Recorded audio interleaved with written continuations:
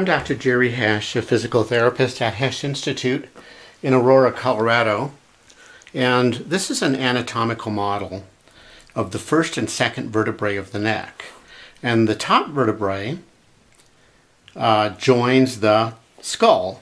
And so these two concave joints here join the convex shape of the skull and allow a very small amount of movement there.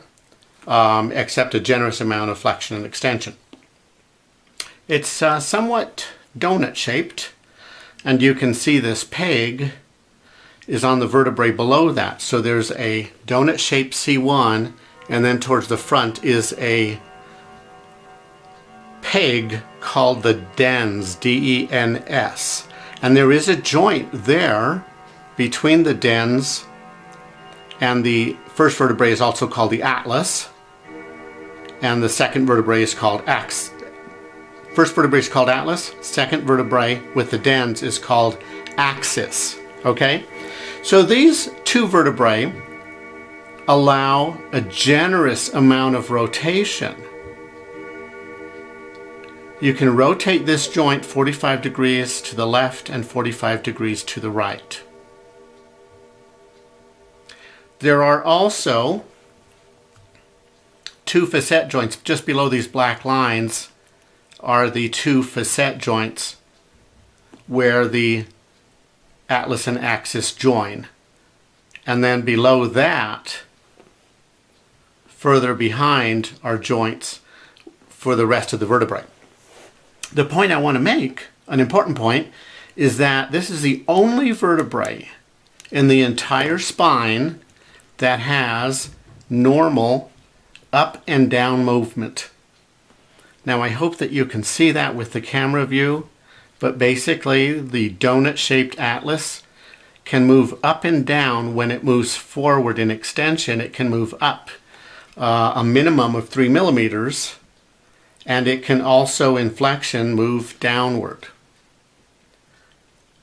Oftentimes with a whiplash injury, the first vertebrae gets stuck in hyperextension, a forward and backward type movement, and the front of the atlas, the first vertebrae, goes up, and it becomes maintained in that position through the nervous system. And adjusting the atlas with an outside force applied to this transverse process can help with the rotational movement, but it does not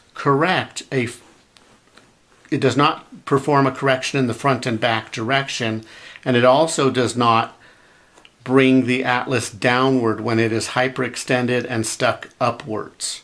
That requires movement in a very different direction. So a side-to-side adjustment with contact on the transverse process will only address side-to-side movement and rotational movement, but it does not reduce an atlas that is stuck forward in extension and stuck superiorly on the dens.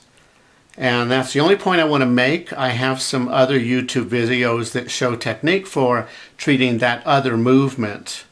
And I have a wonderful case study of someone who was getting these side adjustments for 30 years. And in 2 visits, we were able to restore normal front and back and downward movement.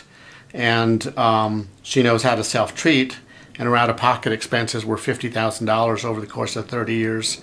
And now she understands how to self-manage this whenever she feels some tightening occurring there. And she's doing much, much better. So there's a little bit more to the atlas and axis than what has been described in several marketing campaigns. And I'm happy to share this information on this very, very unique joint. Thank you.